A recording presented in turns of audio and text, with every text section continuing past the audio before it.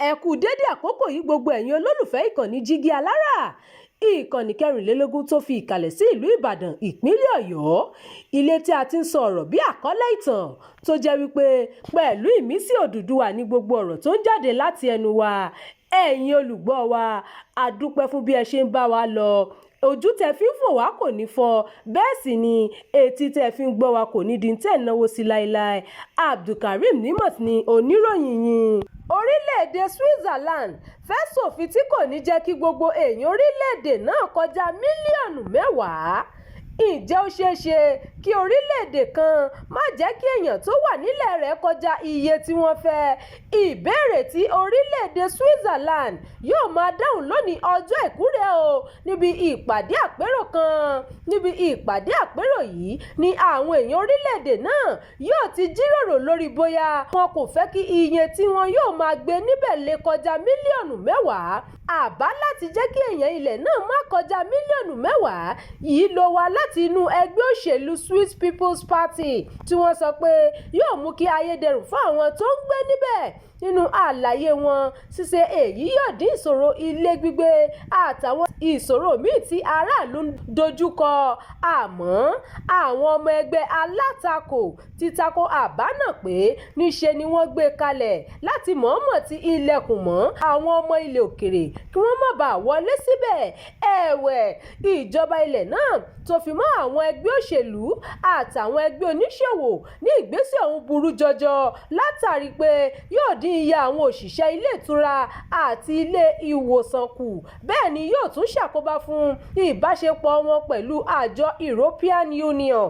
Láti ọdún 2020 ní iye èèyàn tó wà ní Switzerland ti bẹ̀rẹ̀ sí ń pọ̀ sí i nígbà tó sì wà ní 7.3 million.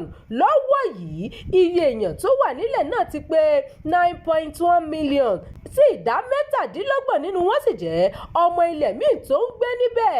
Ètò ìjọba àwarawa tí wọ́n ń lò ní Switzerland ni wọ́n ń pè ní direct democracy, tó túmọ̀ sí pé àwọn máa ń dìbò kí wọ́n tó gbé gbogbo ìgbésẹ̀ tó bá ṣe pàtàkì nílẹ̀ náà ni àwọn tó bá ń ṣagbátẹrù ìgbésẹ̀ ọ̀hún gbọ́dọ̀ ní 100,000 èèyàn 1,100 tí yóò fọwọ́ sí kí gbogbo ìlú tó lè dìbò lé lórí.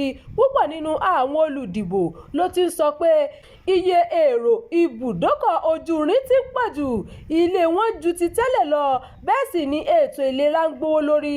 Lọ́wọ́ yìí ìdá 55 èèyàn ilẹ̀ náà sọ pé àwọn fọwọ́ sí àbọ̀ ọ̀hún, àmọ́ ọ̀pọ̀lọpọ̀ aráàlú ni kò tí ì sọ bóyá wọ́n faramọ́ tàbí bẹ́ẹ̀ kọ́. Ìgbésẹ̀ tí Switzerland fẹ́ gbé yìí jẹ́ èyí tí orílẹ̀-èdè kankan ò tí ì gbérí.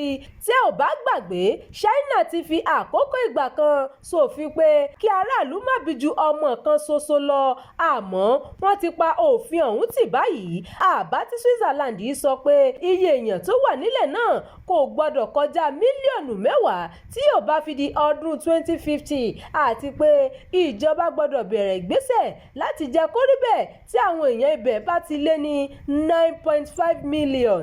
Ẹ ṣeun tí ẹ ń tẹ́tí sí ìkànnì yìí, ẹ máa bá wa pín ká kí ẹ sì fi èròǹgbà yín sí abala àríwísí. Jígí Alára. Bàbá ló gudu.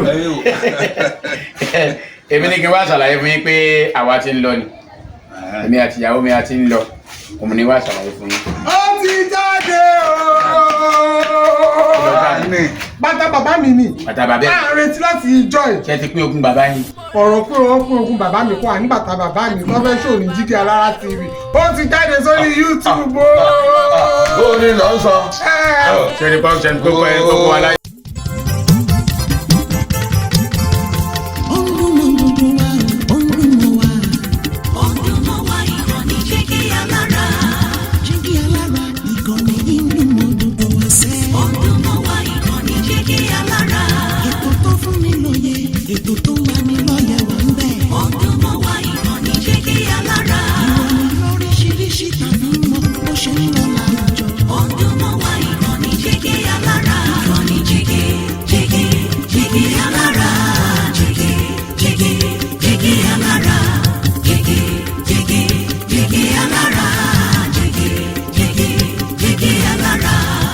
Ìkànnì Jígí Alára 24, bàbá gbogbo.